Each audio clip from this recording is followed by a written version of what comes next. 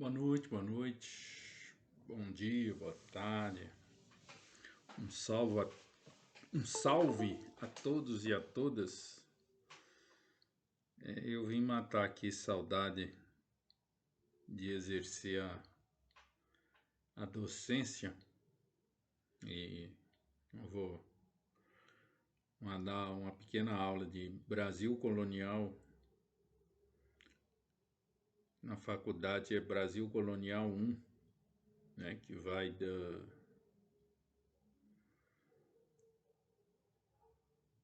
de 1500 a 1580, né, que daí a gente entra na dominação espanhola, também conhecida como União Ibérica, que vai de 1880 a 1640.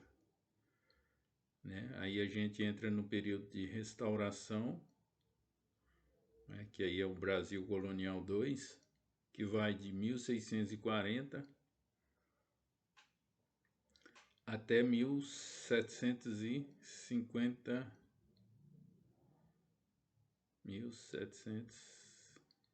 1752, que é o período das reformas do Marquês de Pombal, que já é a crise do sistema colonial.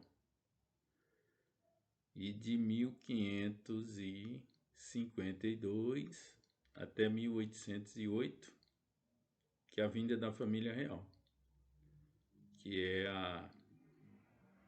o fim do pacto colonial. Que aí a gente chama de Brasil Colonial 3, né, que é o grande evento, a vinda da família real, que nada mais é do que a, entre aspas, inversão colonial, né? Então aqui passa a ser a metrópole, Portugal passa a ser a colônia, né? E aí nós temos então 1815, o Brasil passa a condição de Reino Unido, né? Brasil, Algarves e Portugal, né? E aí vem a Revolução do Porto em 1821, que é a Constituição Portuguesa, né? Primeira Constituição Portuguesa, que traz no seu bojo o retorno da família colonial, o retorno da família real a Portugal, né? E aí então Dom João tem que retornar a Portugal a contragosto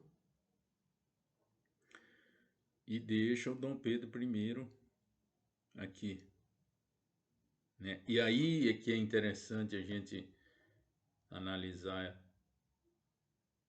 né,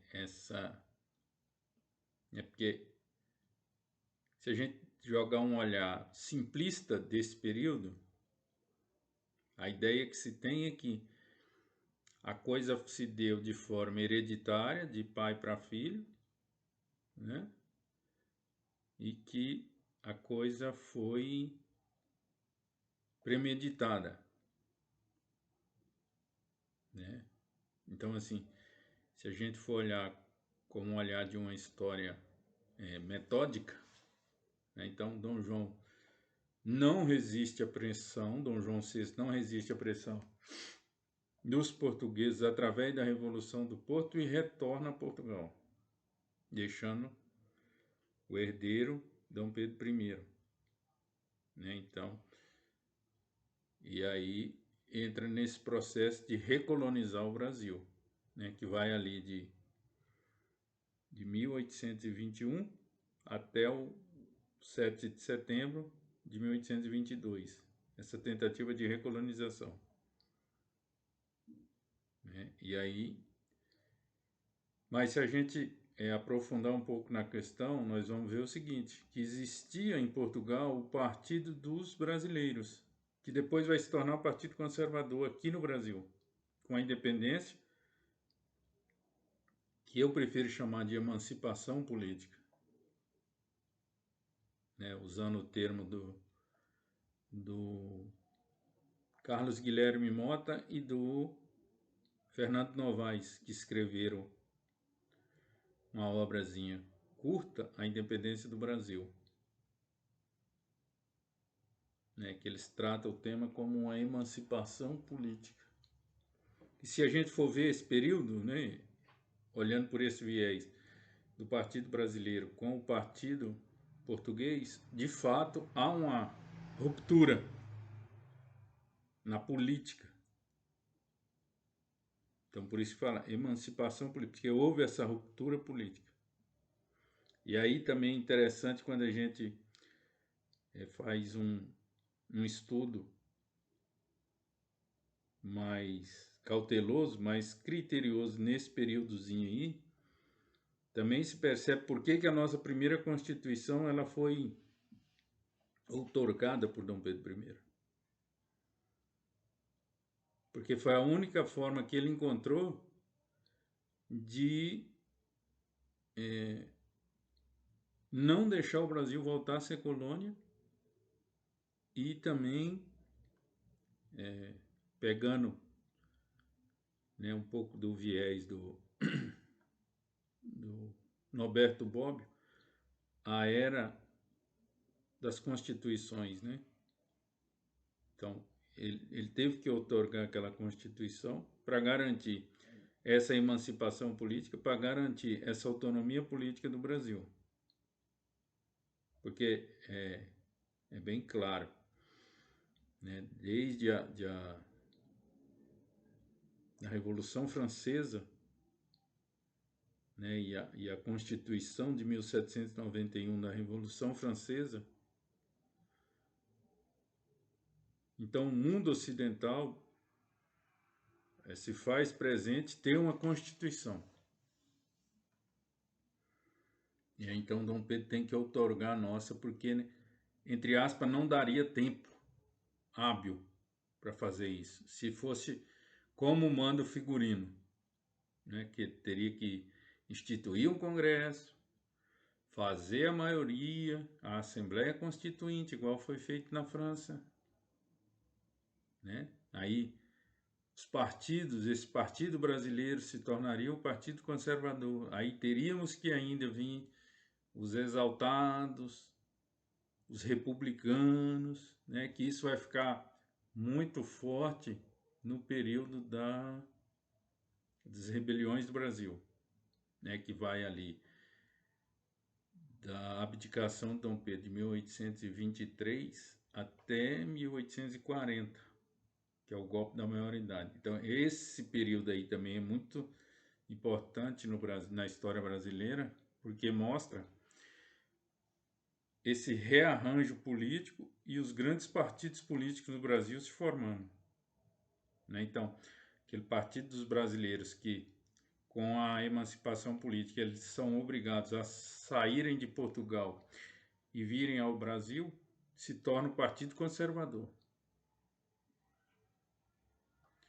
Aí teremos os exaltados e os republicanos,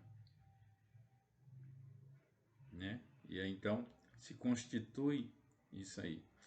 E aí que está a raiz, a forma como Dom Pedro negocia com esses partidos, é que está a raiz para a gente entender essa coalizão política que existe hoje na nossa política. Essa coisa, entre aspas, o executivo se render ao legislativo. Por isso que o Dom Pedro, nesse momento, ele cria, ele outorga a nossa Constituição, ou seja, ele faz a Constituição de próprio punho, e lá ele escreve um artigo dizendo do poder moderador, que é o poder acima dos três poderes, que é a figura dele. E ao fazer isso, para se sustentar com esse, vamos colocar assim, quarto poder, né, pegando a tríade do Montesquieu, legislativo, executivo e judiciário, Dom Pedro cria um poder acima desses três, que é o moderador, que é a figura dele mesmo, e para que esse poder se sustente até ele fazer essa Constituição e consolidar o Brasil como um país emancipado politicamente da metrópole Portugal, ele tem que entrar no jogo desse futuro Congresso Nacional. É aí que está a raiz para a gente entender essa coalizão de hoje. Essa coisa do centrão, essa coisa desses, entre aspas, golpes que existe dentro do Brasil. Por que que esse Congresso Nacional nosso muda-se algumas peças, mas não muda a estrutura dele? Então, a raiz está aí nesse momento histórico. Só que vamos recuar um pouco. Então, que Brasil é esse? Então, depois que eu fiz essa breve introdução, em linhas gerais, que país é esse? Então, o contexto que o Brasil nasce é o contexto do início das grandes navegações, onde despontam duas grandes potências, Portugal e Espanha. Indo para a Espanha, nós vamos entender por que Portugal e Espanha sobrepõem aos outros países nesse primeiro momento. Portugal, devido à Revolução de Aves, lá no século XII, né, que organiza o reino de Portugal, que depois se torna o reino de Portugal, com Afonso Henriques. E a junção na Espanha do reino de Aragão e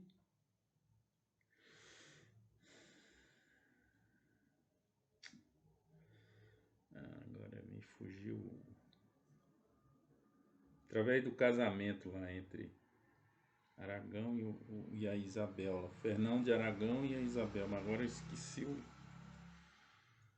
a outra família que a Isabel fazia parte.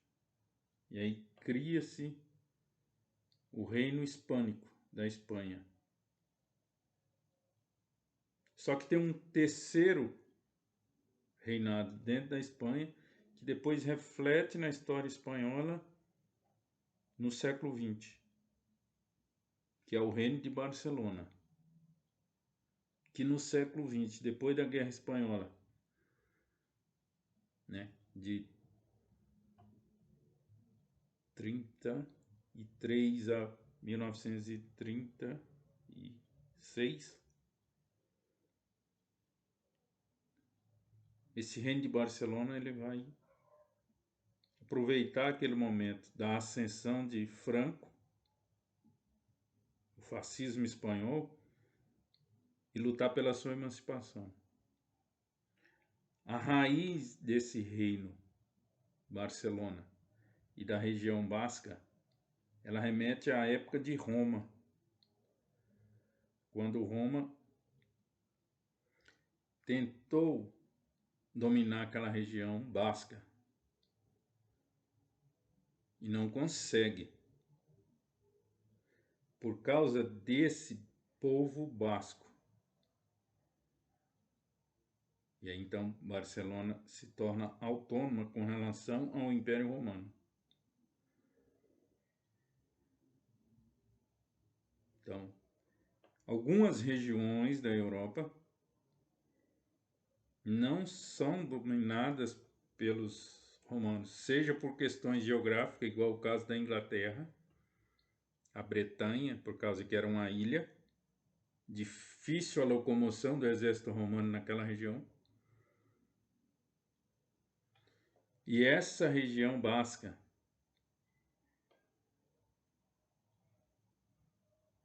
o pessoal dessa região, assim, em linhas bem gerais, só para entenderem, eles não tinham tempo ruim. Para eles, tanto faz viver como morrer. Porque para eles era aconselhável morrer tentando do que deixar a submissão de um outro reino em cima deles. Foi assim com os francos, que vai dar origem aos franceses também, no período de Clovis.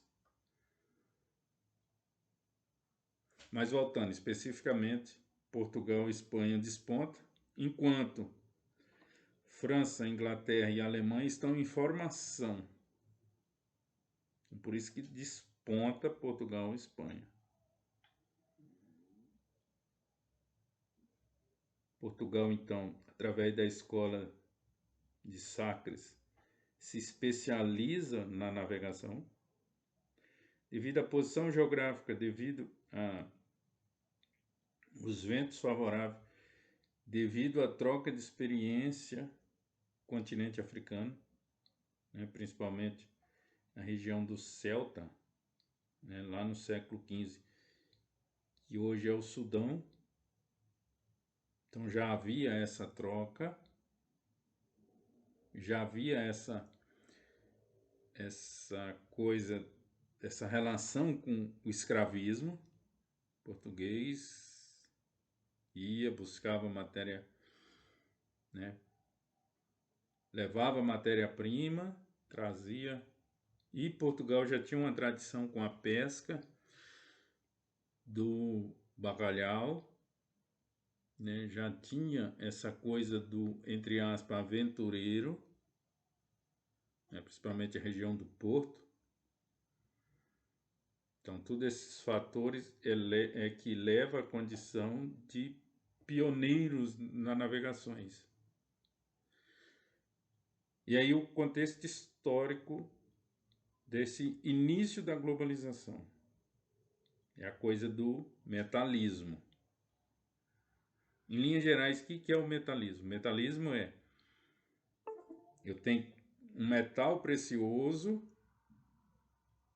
onde eu tenho que acumular o máximo desse metal precioso para me manter a minha balança econômica favorável. Aí a ideia de explorar.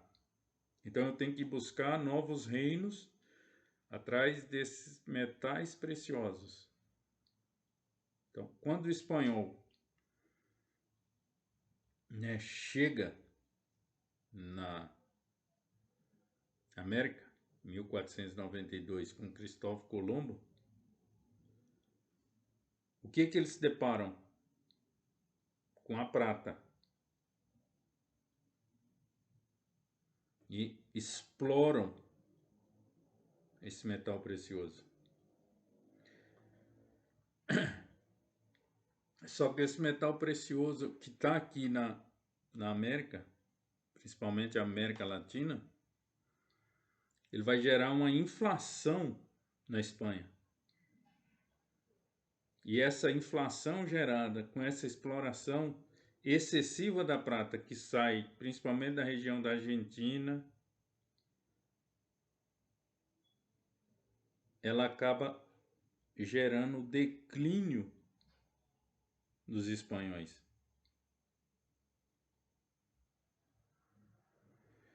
E já Portugal, devido ao alto investimento inicial, né, lá desde o século XV,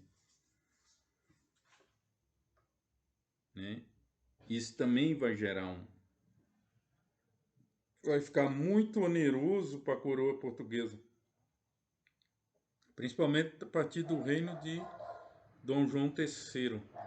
Fica muito oneroso. Então, praticamente, Portugal e Espanha entram em declínio devido ao excesso de riqueza encontrada aqui na América. Então, a Espanha encontra... Pessoal, desculpa a pausa no vídeo. É que o pessoal responsável pela limpeza pública acabou de passar aqui e aí tava muito barulho o caminhão deles. Então eu pausei aqui o vídeo. Mas retomando. Então é esse contexto que nós temos que entender, de exploração e dos excessos de riqueza encontrados na América, que vai gerar essa inflação, tanto no reino português como no reino espanhol, que consequentemente vai levar eles ao declínio. Vão perder essa hegemonia, né? Mas o golpe de misericórdia será a pirataria inglesa durante o reino de Elizabeth I. Isso vai ser primordial para o declínio / desaparecimento de Portugal e de Espanha, né? E isso é retratado na literatura, tanto na literatura lusitana como na literatura hispânica, castelhana. Na literatura portuguesa, Camões, e na literatura, né? Camões no sentido de exaltar essa potencialidade, esse vigor português para a navegação, né? Com a obra Os Lusíadas, que é o Renascimento, né? Então, toda aquela mitologia de Eneida e Ilíada de Homero é retratado por Camões, aquelas viagens portuguesas, papapá. Então, tudo isso Camões retrata nos Lusíadas. E já a literatura castelhana, com Cervantes, já não é de exaltar o reino espanhol, como Camões havia feito com o reino português, mas sim já de mostrar o declínio, né? Quando Cervantes mostra o personagem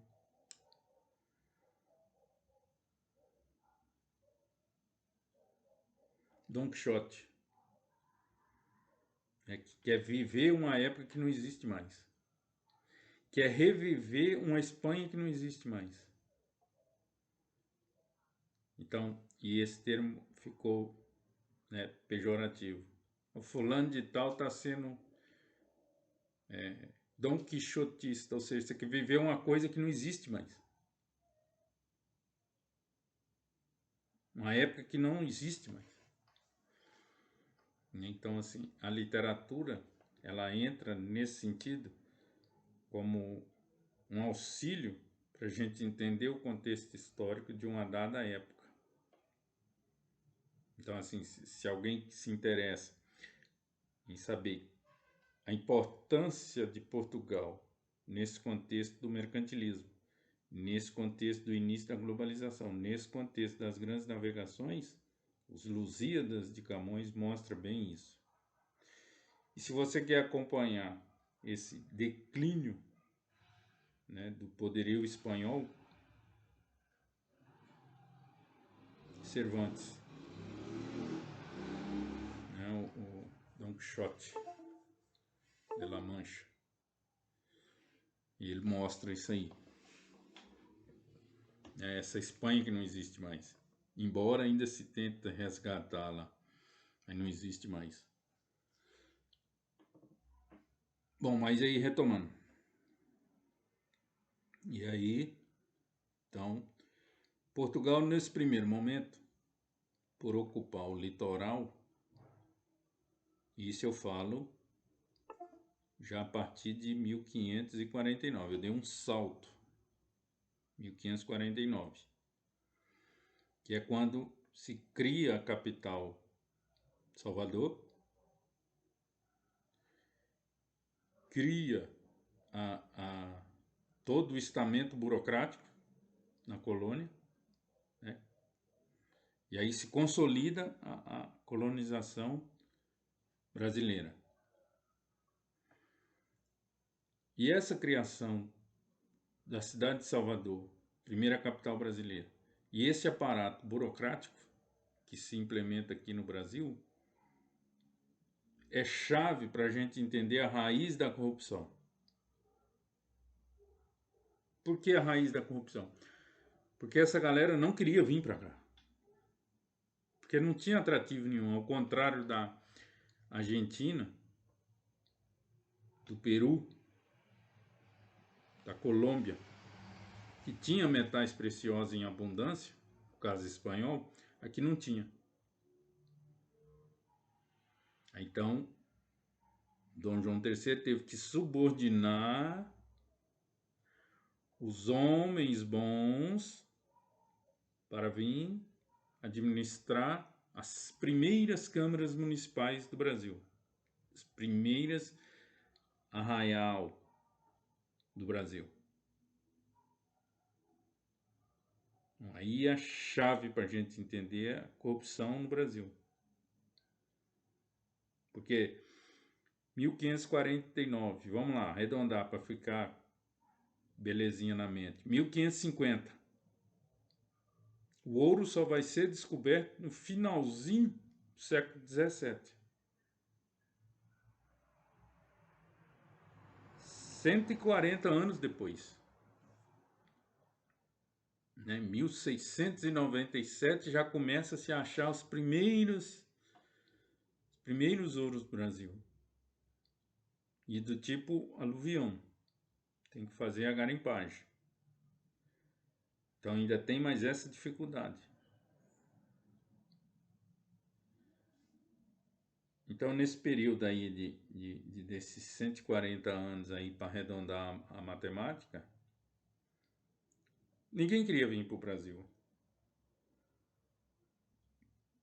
O que segurou e o que fez vir foi a abundância do pau-brasil num primeiro momento e num segundo momento, com a capitania hereditária tanto de São Vicente quanto a de Pernambuco, a exploração da cana-de-açúcar, que também é a raiz desse nosso agronegócio de hoje. E isso você entende quando você lê a obra clássica do Caio Prado Júnior, História Econômica do Brasil, e o Brasil contemporâneo,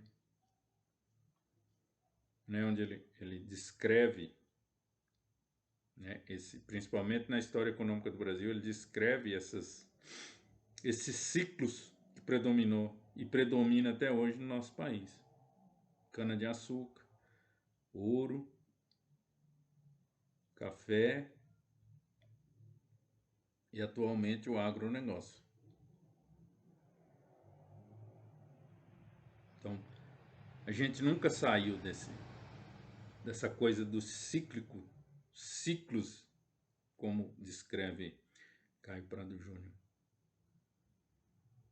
E o primeiro produto nosso de exportação, cana-de-açúcar. Essa é outra coisa também muito forte na nossa história. Essa coisa voltada para exportar, para fora. Contrário das 13 colônias da América do Norte, que depois vai dar origem aos Estados Unidos, que é voltado para dentro, que é o minifúndio, que é o ethos, Max Weber coloca muito bem, capitalista. Esse ser capitalista, essa coisa de viver uma ética capitalista. Embora isso desequilibra, né? No século XVIII começa um desequilíbrio lá nas 13 colônias inglesas da América do Norte. Há um desequilíbrio ali entre o norte e o meio norte e o sul das 13 colônias. Que aí dá a Guerra de Secessão, e aí sim, com o fim da Guerra de Secessão, unifica-se, e aí ele recebe esse nome, Estados Unidos da América. Aí resolve essa questão. E aí eles dão um salto quantitativo, qualitativo. E já simultaneamente é implementada a Revolução Industrial nos Estados Unidos. E juntamente com a expansão o Havaí, o Alasca.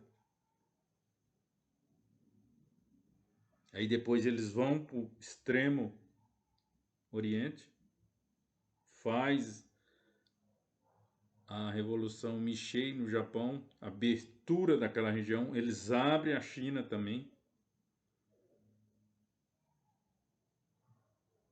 Então ali, essa guerra de secessão nos Estados Unidos é chave para a gente entender essa coisa da expansão americana.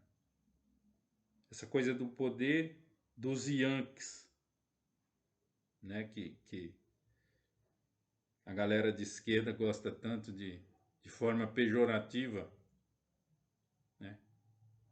Imperialismo, imperialismo. Não, gente, calma. A coisa não é simples assim. A coisa não é simples. Mas isso é para um outro momento, senão fica muito comprido aqui esse vídeo. Mas voltando no Brasil. Então não tem esse atrativo nesse primeiro momento. Então como que a coroa portuguesa vai fazer o que para atrair essa galera para vir para cá? Porque vai ter que povoar. Porque o contrabando aqui está exacerbado.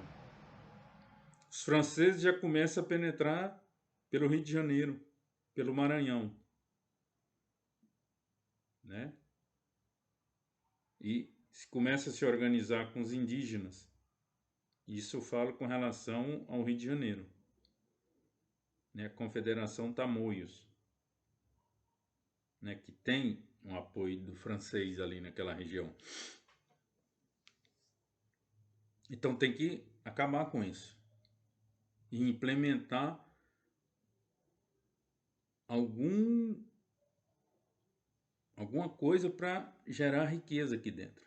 Porque já está se tornando inviável também essa coisa de buscar especiaria no Oriente, no Extremo Oriente, né? Turquia, aquela região lá. Para Portugal já está começando a ficar oneroso. Então tem que começar, entre aspas, a explorar essa colônia aqui na América. E até então eu só conhecia essa parte litorânea e essa parte da Mata Atlântica. Mas então eu preciso organizar administrativamente essa colônia. E o que eu faço para atrair esse pessoal para cá? Eu tenho que fazer incentivos. Eu tenho que fazer a doação de terras. E de preferência, muita terra. Né? E isso se deu lá em Portugal. Essa distribuição de terra se deu lá em Portugal. Com os conhecimentos precários da escola de Sagres.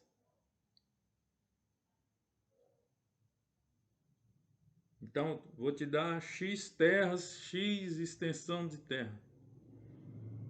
Só que tudo precário. Aí quando o cara chegava aqui, descobria a imensidão das terras que ele havia herdado pelas capitanias. E aí então nasce o latifúndio no Brasil. Aí a grande questão é: por que não se regularizou essas terras no Brasil?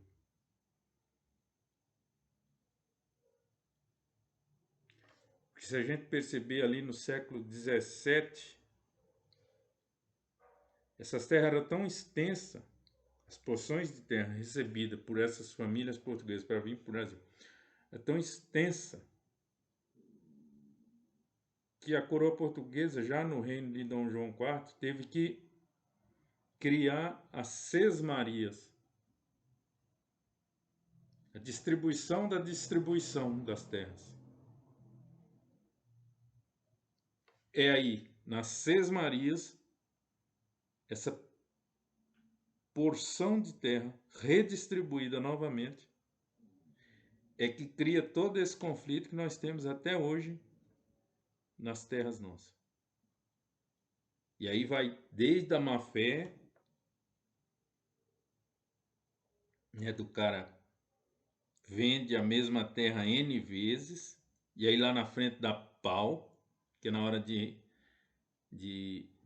regularizar junto aos órgãos competentes dá pau, aparece N donos da mesma terra, e aí o governo vigente fica de mão atadas porque é terra devoluta, ou seja, é terra do governo. E aí, quem que foi o primeiro dono? E aí, a região norte ela é exemplo nítido disso, principalmente a região do Pará. Acontece muito isso. Vários donos de uma única porção de terra.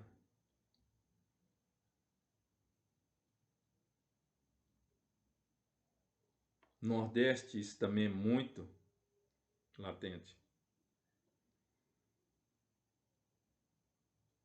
E isso se reflete nas rebeliões do período regencial.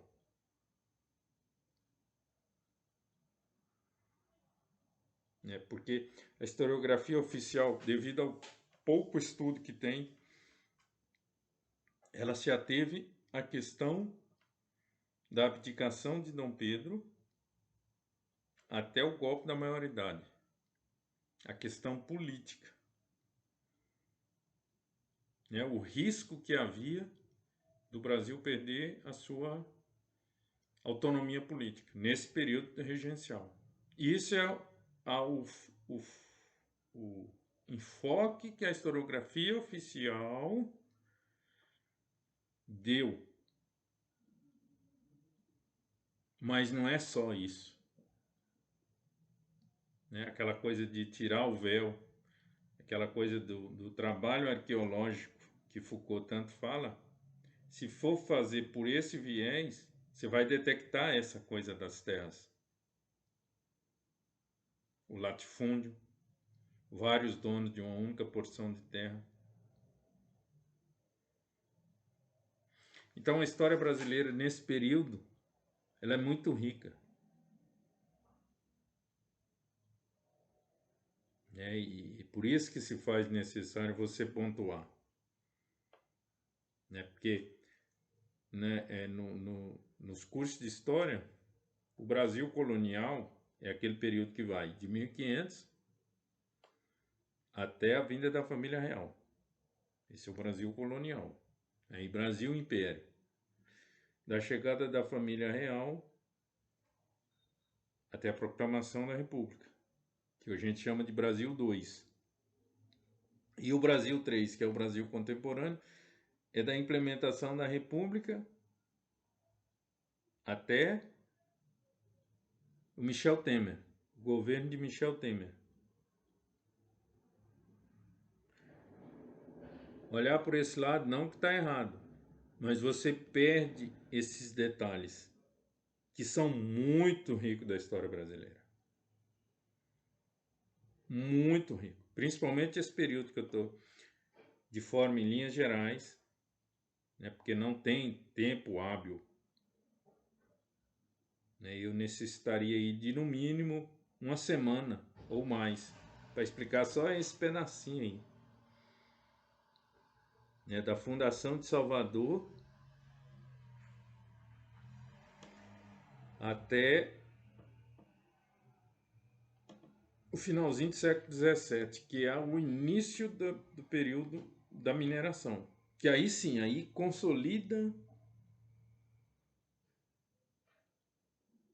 essa colonização brasileira. Aí entra no viés do mercantilismo, da busca pelo metal precioso, da busca pela acumulação de riqueza. Mas se vocês analisarem a periodização desse período, quando Portugal consegue enquadrar nesse período do mercantilismo, do metalismo, isso já está entrando em declínio na Europa. Por isso que o Brasil tem esse atraso histórico com relação ao que está ocorrendo no mundo. Foi justamente esse arranjar de Portugal é que levou a esse atraso histórico que o Brasil tem. Exemplo.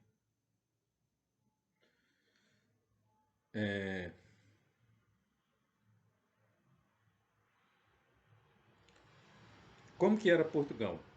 Bom, Portugal era um país constituído de, se não me falha a memória, 1 milhão de pessoas no início do século XVI, ou seja, no início do descobrimento do Brasil. Desse 1 milhão de pessoas, metade era mulher, idosos e crianças. Um percentual, vamos botar aí, de 20% de escravos. Aí nós temos 70% da população. Nós temos 30%. Se eu não errei as contas, 300 mil homens. Esses 300 mil homens, mais de 60% eram pobres, miseráveis.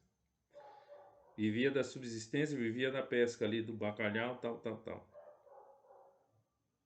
Aí tinha essa elite responsável, né, que vem desde a Revolução Aves, lá com Afonso Henriques, essa elite econômica que financia, né, a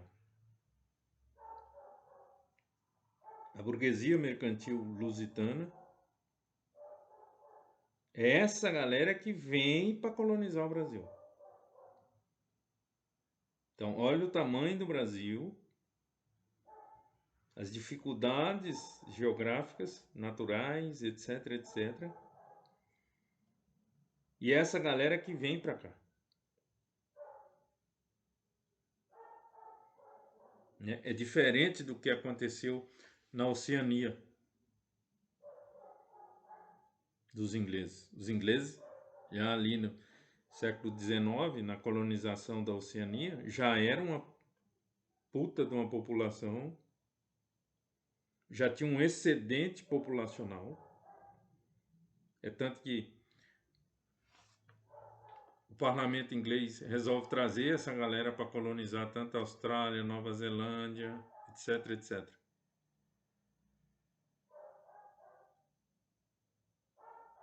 Portugal não teve essa. E isso fica nítido na região norte. Amazonas, Pará, Maranhão. Isso fica nítido, né? Essa escassez de pessoas para colonizar aquela região. Né? E com a União Ibérica, né, essa hegemonia, né, espanhola aqui na colônia portuguesa, na figura do Filipe II, mostra bem isso. O Filipe dividiu o Brasil em 3 partes. Né, a região do Grão-Pará e Maranhão, essa região norte, que vai do Ceará até a Bahia, e a parte sul do Brasil, né, que é ali onde é Espírito Santo, hoje, né, que Rio de Janeiro, litoral paulista e aquela região onde é o Paraná. Santa Catarina e Rio Grande do Sul. Só depois do século XIX, com o Tratado de Madrid, que a gente consegue organizar aquilo ali.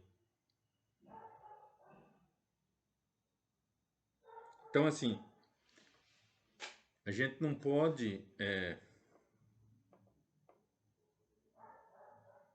dizer que a nossa colonização foi errada, foi isso, foi aquilo. Não. A gente tem que analisar as condições de Portugal na época. A coisa da expansão, o início da globalização, esse contexto do mercantilismo, acumular o maior número de riqueza, sem ter um investimento. Daí a ideia de escravizar, porque eu tenho que ter o quê? Uma acumulação primitiva para me manter minha balança comercial favorável. Então eu tenho que acumular o maior número de riqueza e ter o menor número de gasto. Como Portugal e Espanha foram hegemônicos nessa expansão e se depararam, principalmente os espanhóis, com essa riqueza metalística que tinha aqui na América, isso vai gerar uma inflação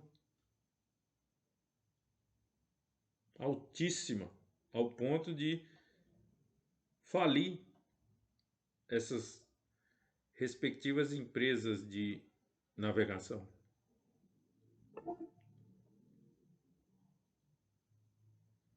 E aí, para trazer para o termo mais usual de hoje, tanto Portugal como Espanha entram num processo de recuperação judicial, só para vocês entenderem o termo, né? Que é quando entra no processo de falência, aí tenta a recuperação. Aí o golpe de misericórdia para a falência é o reino da Elizabeth I na Inglaterra. Né? Quando ela cria os atos de navegação, que aí Inglaterra se torna hegemônica nos mares devido à pirataria. Né? Porque o que a Elizabeth fez? Ela contratou os melhores corsários que tinha na Inglaterra, botava os caras para ficar na entrada, entre aspas, da Europa com seus navios. Então, Portugal e Espanha, chegando abarrotado de fortuna, era saqueado pelos ingleses, corsários ingleses. Isso gerou uma verdadeira acumulação. E essa acumulação na Inglaterra, devido aos atos da navegação, não gerou essa inflação. Por quê? Porque se você analisar o que estava ocorrendo internamente na Inglaterra, o processo de cercamento. Já começa a expulsar o camponês do campo, já começa a se organizar essa economia do campo com as ovelhas para dar essa lã que vai ser chave no processo da industrialização, a coisa do têxtil. E o capital para investir nisso, que depois Marx vai mostrar, vem do corsários, da pirataria, do roubo. Só que isso tudo legalizado por causa dos atos de navegações. Então, todo aquele empreendimento oneroso que tanto Portugal como Espanha fizeram para chegar aqui na América, a Inglaterra não precisou fazer. Por quê? Porque ela ficava em alto mar esperando os caras trazer a riqueza para saquear. Então, seria, num linguajar de hoje, o dinheiro limpo que entrava nos cofres ingleses. Esse foi o papel da Elizabeth. Foi ela que organizou essa economia inglesa, ela que detona, entre aspas, essa hegemonia lusitana e castelhana no Atlântico. E todo esse dinheiro acumulado primitivamente vai ser usado, investido na Revolução Industrial. Por isso que a Inglaterra se torna hegemônica, por isso que a Inglaterra é pioneira na Revolução Industrial. Porque a França ainda está em formação e a Alemanha ainda está no contexto do Sacro Império Romano Germânico. Porque a Alemanha é a última, das três é a última a se emancipar e a entrar no processo de industrialização. A unificação da Alemanha, ela vai se dar em 1870. Em 1870, a Inglaterra já está na segunda Revolução Industrial.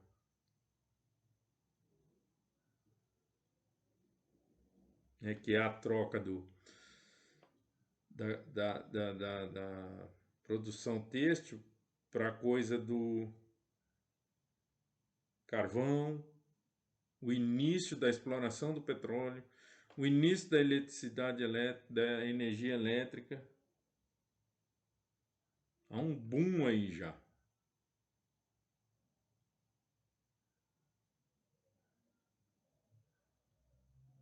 Então, e a Alemanha ainda está se unificando enquanto país. Aí depois é que ela entra nesse processo de industrialização.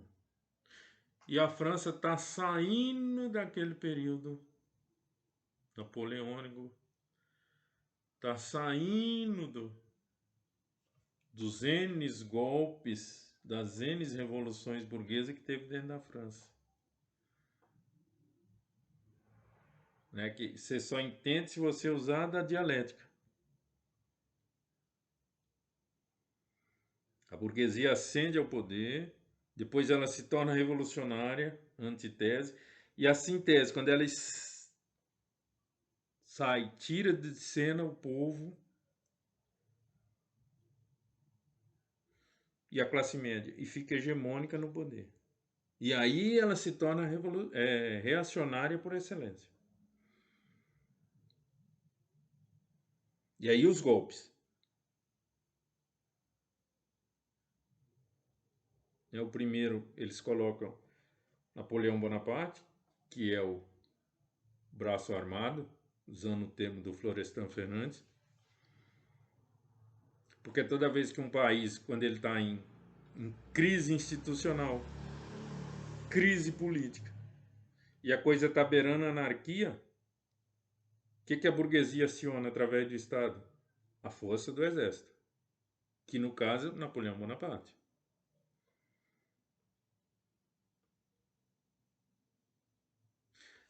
Depois, com a destituição do Bonaparte, a política francesa ela é moldada por golpes de Estado.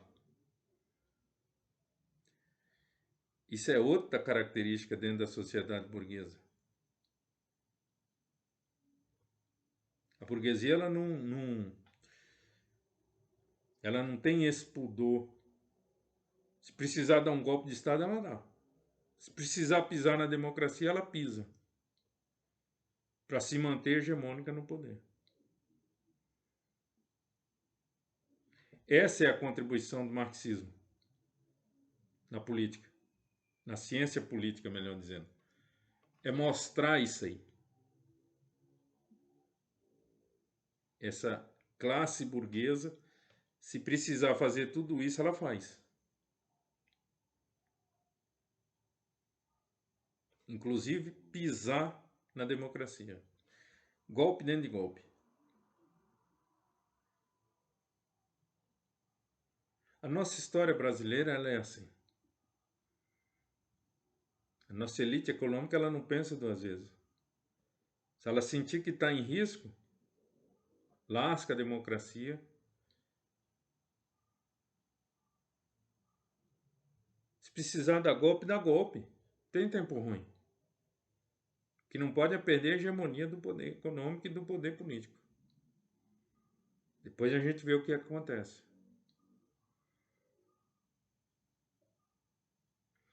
É isso que Marx chamava de bonapartismo. É esse golpe de Estado. Esse bonapartismo é daquela análise que ele faz em 1852, 18 Brumário. quando a burguesia coloca o sobrinho de Napoleão Bonaparte no poder. Então, um golpe de Estado ali.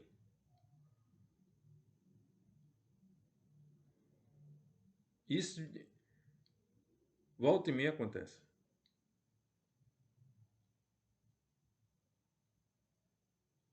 Esse, para mim, é a grande contribuição do marxismo. Essa análise da ciência política que o Marx fez, e depois os marxistas que enveredaram por esse caminho mostram isso. Gramsci trata do assunto muito bem. É quando ele explica por que a Revolução Proletária, sob a hegemonia do Partido Comunista Italiano, naufragou. E desse naufrágio acende o fascismo italiano. Porque tem isso, quando a sociedade burguesa está em risco politicamente, ela não pensa duas vezes, ela dá o golpe de Estado, pisa na democracia e coloca um líder, mão de ferro, fascista, no poder, para conservar o status quo. Depois ela faz, quando a coisa normaliza, quando a coisa volta para o seu devido lugar, aí ela faz a, entre aspas, abertura política. Mas sem nenhum pudor. Sem nenhum pudor. E essa análise marxiana, você não tem como jogar para debaixo do tapete. Você pode até questionar a forma como ele fez essa análise, o método que ele utilizou para fazer essa análise. Mas ignorar esse fato não tem como. Porque é isso que acontece nas sociedades burguesas. Pode olhar. É isso que acontece. O que estava acontecendo na França antes da pandemia? As camisas amarelas. Se recorda disso? Quebra-pau nas ruas de Paris. A galera lá da família Le Pen estava já por um fio para assumir o poder na França.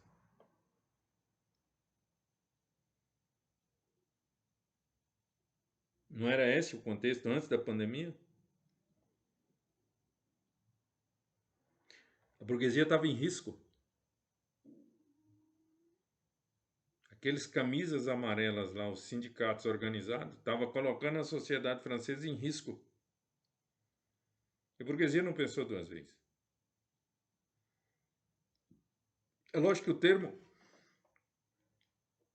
correto não é burguesia, é só para vocês entenderem que até hoje, coisa de 3, 4 anos atrás, na França, isso ainda é latente, dessa análise que o Marx fez lá em meados do século XIX. Mas aí veio a pandemia, a coisa deu uma acalmada e tal. Aí elegeram o Macron, que foi reeleito agora. Então, essa é a sociedade burguesa. Mas, voltando lá na questão do Brasil. Então, das terras. E tá vendo como é que esse período é importante e ele passa batido. Esse início da colonização passa batido. Por que passa batido? Porque na história, a história ela tem três viés. Metodologia histórica, que é teoria pura. A escrita da história, como que a gente escreve essa história. Por isso que você tem que ter os vários métodos e as várias teorias peculiares da história. É baseado nessa teoria e nessas metodologias que existem dentro da história é que você vai escrevê-la. E aí o tripé ele é concluído com o ensino da história. Como que eu vou ensinar a história?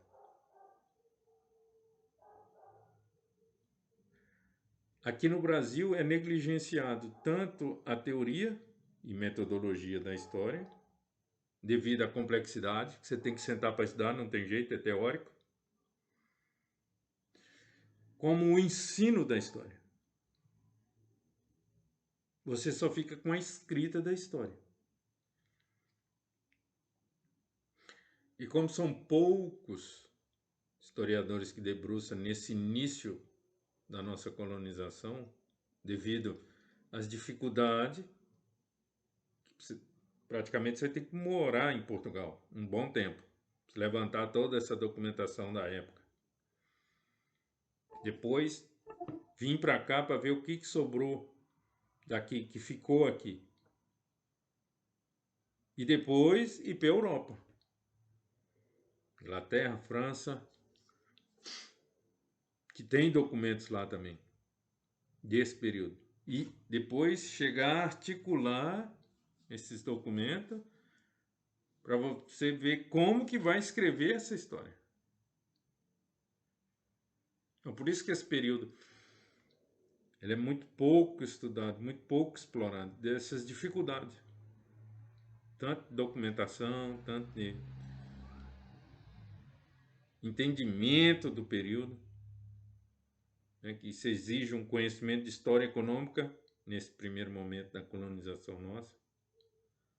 E aí a coisa se escasseia mais ainda, porque aqui no Brasil tem uma péssima concepção de que história econômica só é da área marxiana. Não, Marx é um dos N vertentes que tem dentro da história econômica.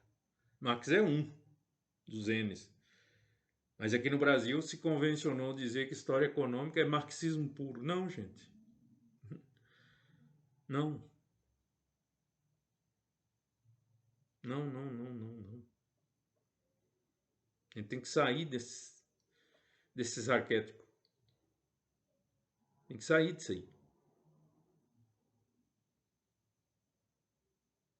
Tem que sair desses arquétipos. Começar a debruçar sobre essa coisa historiográfica, que em última análise é a escrita do tripé aí, que eu acabei de explicar.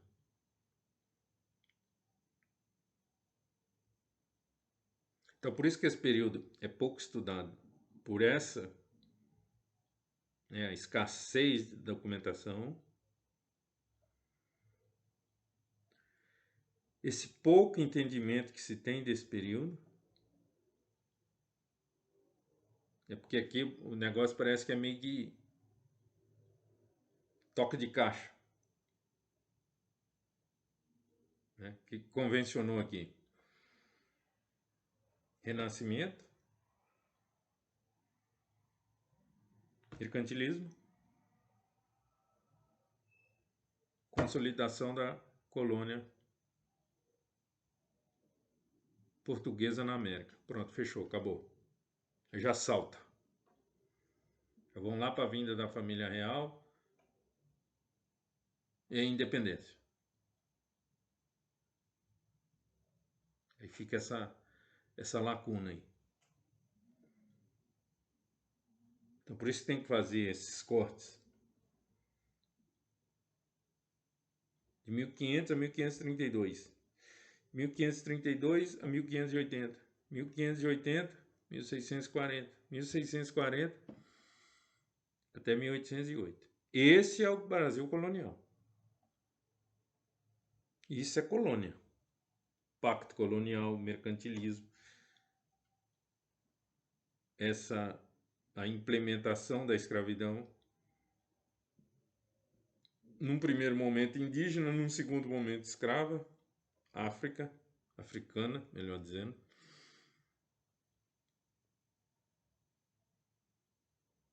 né? E aí, essa escravidão, ela é chave para a gente entender o arquétipo do povo brasileiro. Por que que o povo brasileiro é assim? O arquétipo é a escravidão.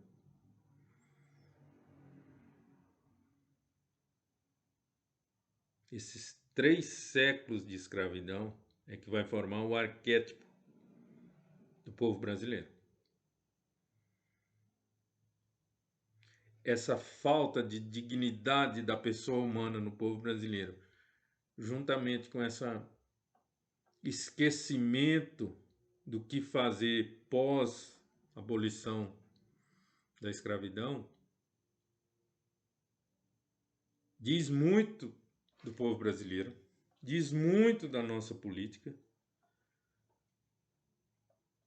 diz muito desse fosso que há entre as elites e o povo. Aí você entende por que tem um andar de cima e um andar de baixo. E aí, essa cortina de fumaça. Então, esse período que eu estou...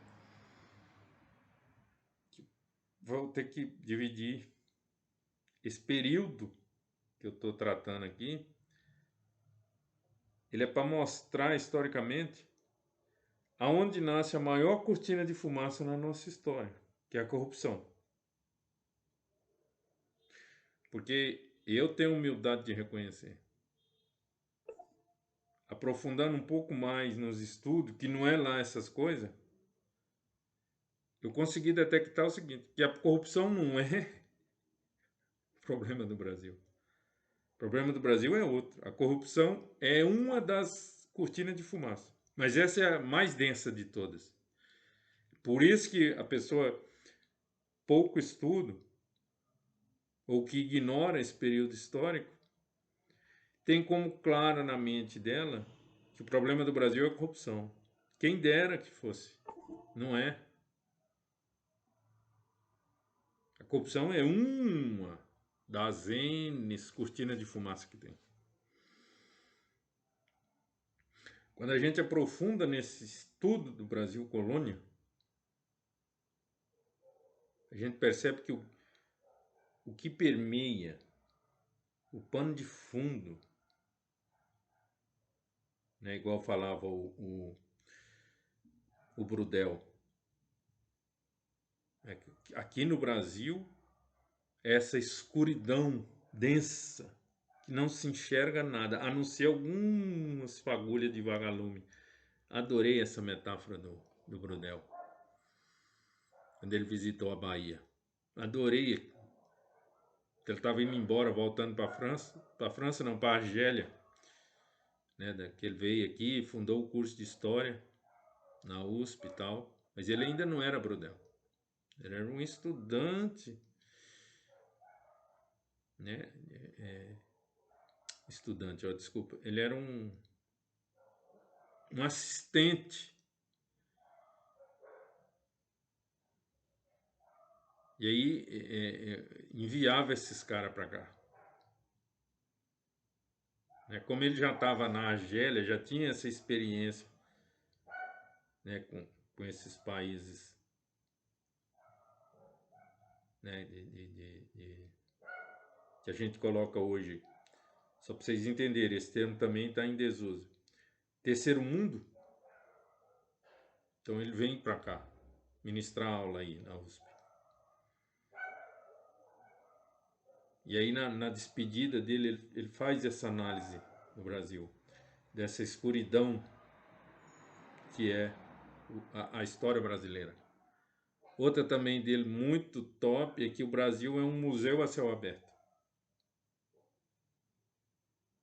Basta você andar um pouquinho que você já vai ver a história do Brasil.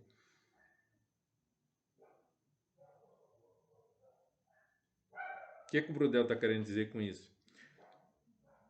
É que a nossa história ela ainda está por fazer. Praticamente pouca coisa foi feita da nossa história. Por isso que eu falo museu a céu aberto.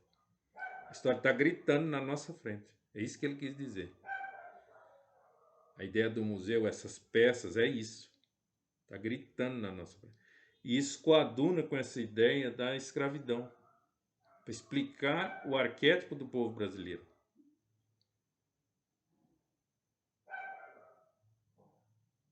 E um desses, cortina de fumaça, é a corrupção. Então, assim, lamento informar de dizer que a culpa é dos políticos. Não. Por causa da corrupção que eles geram. Não. A raiz é muito mais profunda. Os políticos são um dos instrumentos que é usado para borrifar essa cortina de fumaça nos nossos olhos. Isso aí sim. Essa é a função dos políticos. Borrifar mais a fumaça nas nossas vistas. Da corrupção.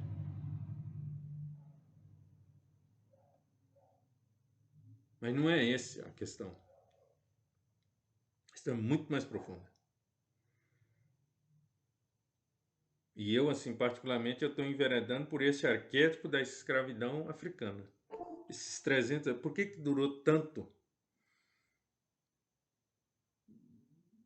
que tem aí nesse? É isso hoje que me chama a atenção. Que eu gostava de estudar o Brasil de 30 para cá. Com a Revolução de Vargas, o advento da Revolução Industrial Brasileira.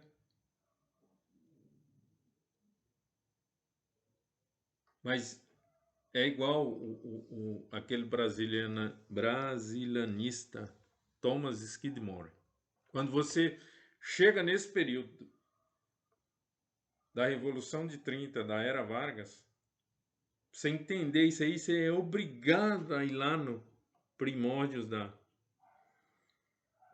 colonização. Senão você não entende. Não vai pelo caminho da historiografia oficial, que há um corte. O Brasil vem, uma eterna colônia até 30. Não, isso é uma visão eurocêntrica.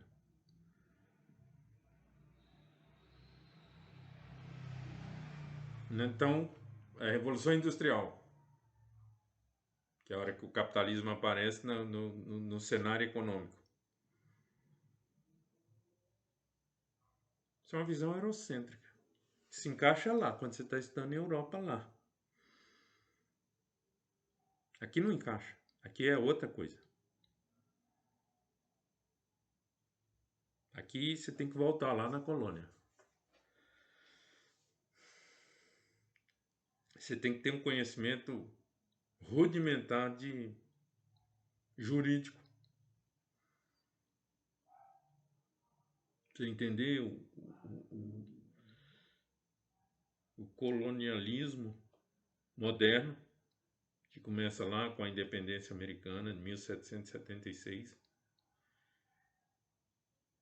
acentua com a Revolução Francesa e acentua mais ainda com a Assembleia Constituinte Francesa de 1791.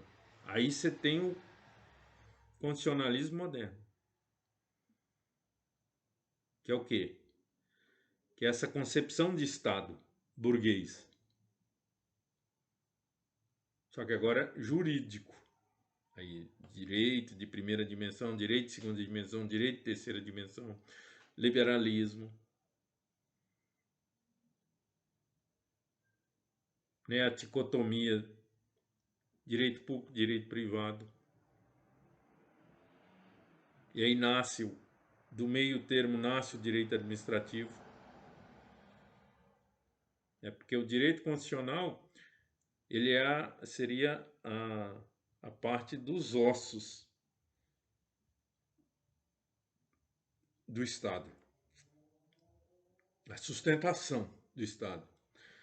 Agora, como que o Estado vive? Né? Que seria os órgãos, a musculatura, essa parte cerebral, a parte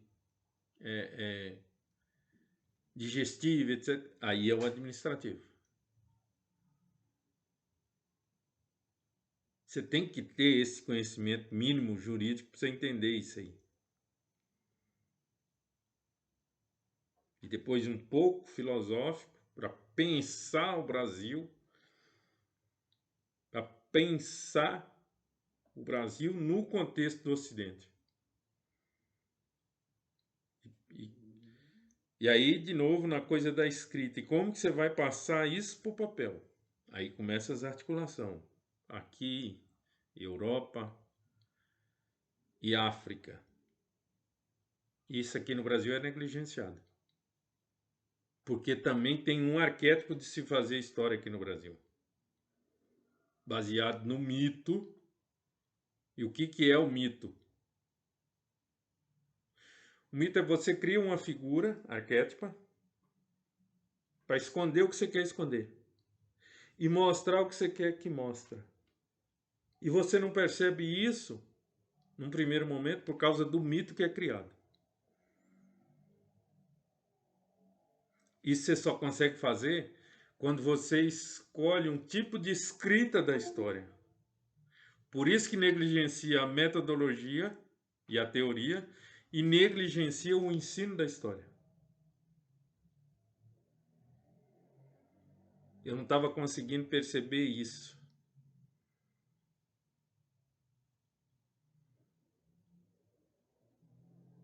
E aí tem vários e vários historiadores que se prestam a fazer esse tipo de serviço, que é os carreiristas.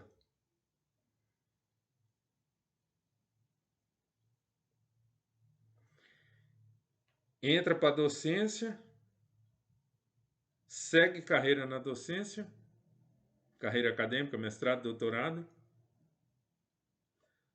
desconsidera a teoria e a metodologia, porque é chato, tem que estudar muito, então desconsidera o ensino da história e fica só na escrita. É ali que ele consegue o dinheiro para fazer as pesquisas. Diga-se de passagem, porcamente, com raríssimas exceções. Só que é esses caras que dão entrevista em rádio, que estão sempre na mídia, principalmente na mídia local, né, nas datas históricas dos municípios, aniversário da cidade. Um dia de Tiradentes vai falar um monte de abobrinha, mas todo mundo desconhece, então engole. O 7 de setembro, um monte de abobrinha. Mas é o cara que está em evidência. É o carreirista. É isso que o Olavo está alertando para o imbecil coletivo. São vários historiadores imbecis que agem de forma coletiva nisso aí. Vai criando esses arquétipos. Esses caras estão errados? Não, lógico que não. Estão ganhando dinheiro para isso.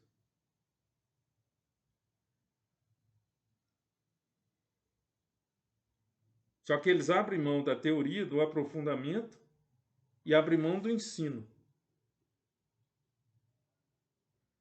Para ficar preso na escrita. Só que isso, historicamente, para você desconstruir, vai dar uma trabalheira desgramada. Mas é possível desconstruir o mito. É por isso que tem um mito do Marechal não sei de quem, o mito do Alferes não sei da onde, o mito do líder não sei do que. E os caras que era para vir à tona não vêm. Frei Caneca não vem à tona. Rebouças, com raríssimas exceções, não vem à tona. Isso é o mito, isso é o arquétipo. Isso é uma das outras N cortinas de fumaça que tem. E aí você vai juntando esses arquétipos. Você vai juntando essas cortinas de fumaça encabeçada pela corrupção, você tem um entendimento errôneo da história do Brasil.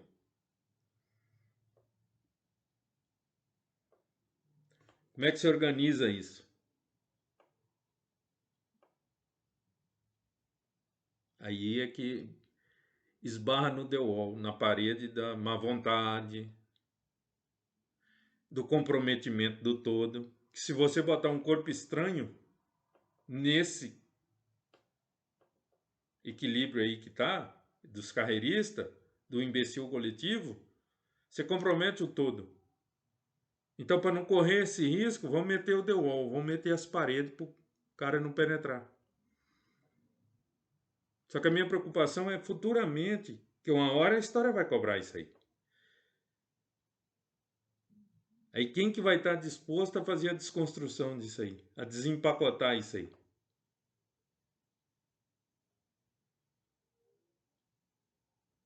Então, a tendência é o trem arrastar ainda por mais N séculos. Até que, de fato, possamos passar nossa história limpa. Então, aí fica a reflexão nesse sentido. Aqui no Brasil se prioriza a escrita da história. Negligencia a teoria da história e negligencia o ensino da história.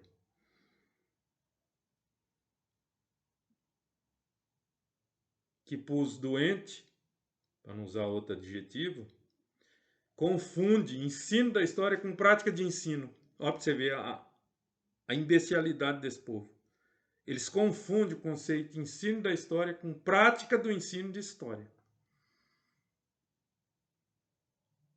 Aí empacota os futuros professores de história naqueles pactos medíocres de estágio, de pasta disso, pasta daquilo, enche a boca para falar da prática do ensino, confundindo os conceitos, porque eles não dominam o conceito, e não sabem o que é ensino da história, e fica esse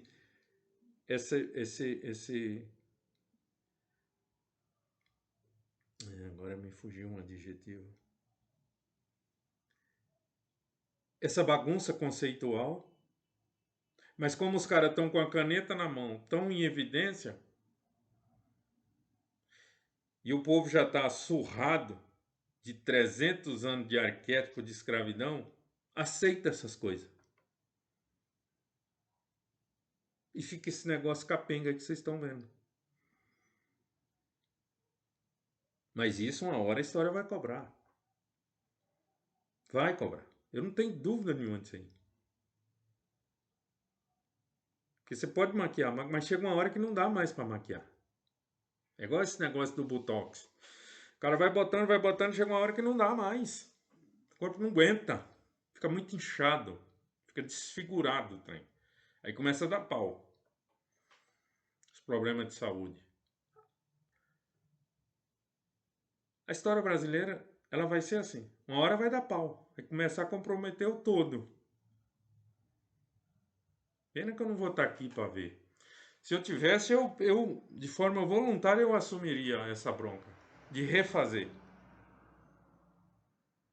De desconstruir esses arquétipos. Fazer igual Nietzsche, de pegar o martelo e quebrar essa coisa do mito. E trazer não uma história verdadeira, não uma história, não, essa aqui é a certa, não. Um apontar de horizonte. Se a gente tentar ir por esse caminho, com o debate, com o conhecimento teórico, metodológico, a gente pode chegar num ensino da história sim. Era esse o meu sonho. É que eu sou o dono da verdade, longe disso. Mas eu acho que esses dois têm que prevalecer sobre a escrita da história. Porque tem muito cara bom de serviço aí que não precisa de titulação.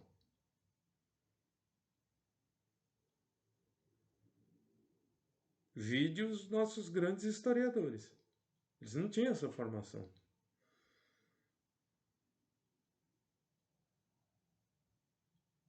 Eles receberam, pela contribuição que deram ao conhecimento de história, eles receberam esse título de historiador, mas eles não eram. Então não tem necessidade dessa titulação. Isso é carreirismo. Isso é imbecilidade na forma coletiva.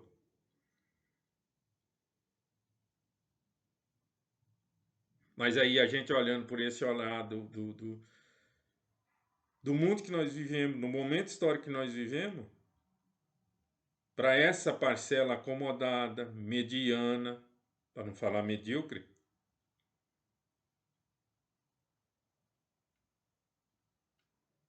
aí entra nessa coisa do carreirismo. Eles têm, mesmo que de forma inconsciente, mesmo que eles nunca vão admitir, mas eles têm isso, essa coisa de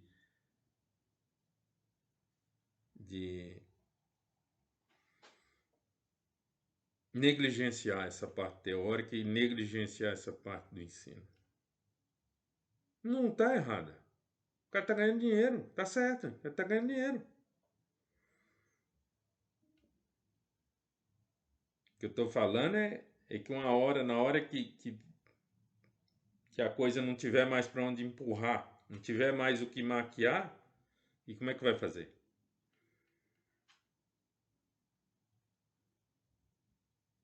É isso aí que eu estou falando, como é que vai fazer? Essa fraude, vocês acham que vai até quando? Isso é uma fraude. Isso é uma fraude. Esse caminho que os carreiristas escolheram, do mito, de criar arquétipo, dessa escrita que negligencia boa parte do que realmente aconteceu na história, em detrimento de uma coisa que me interessa o aqui e agora, isso aí uma hora vai entrar em xeque. Isso aí uma hora vai entrar, vai bater no the wall, na parede. Não vai mais avançar. E aí? Então fica a reflexão, desculpa aí o vídeo ficar muito longo, acabei saindo do assunto. Mas acontece, não tem jeito, ideias, não tem como. É muito rico esse período da história brasileira. Esse começo diz muito, né? O professor que eu tive de Brasil colonial falava pra gente na sala de aula. O Brasil é isso aqui, gente. O Brasil é colônia. Esquece o império, esquece o Brasil contemporâneo. Se atém ao Brasil colônia. Ah, mas fulano tal tá doido. Que sempre foi apaixonado pelo Brasil contemporâneo, década de 30 para frente. Mas ele tinha razão. A coisa tá no colonial. É nesse comecinho aí. Século XVI e XVII. Aí você tem de relevante as reformas de Pombal,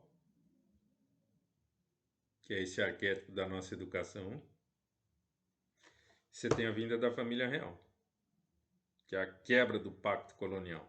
Aí começa o processo de emancipação política, que vai desaguar no Império I e II.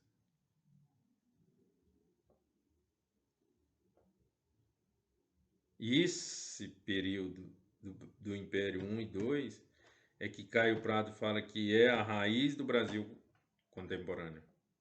E é verdade. Mas isso é para um outro momento. Valeu, um abraço a todos.